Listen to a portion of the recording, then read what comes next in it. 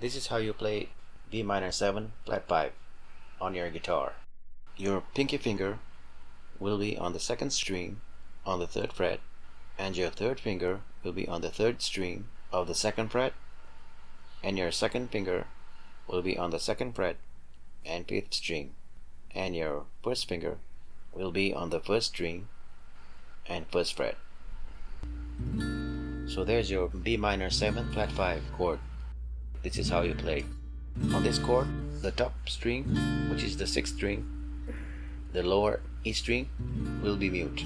You don't play that string, the very top string, but you play all the rest of the strings.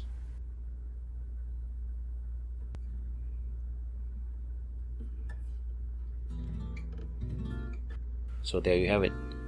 Thanks for watching. If you enjoyed watching this video, please like and subscribe to this channel to keep updated on new chords and videos. Thanks for watching, and I'll see you on the next one.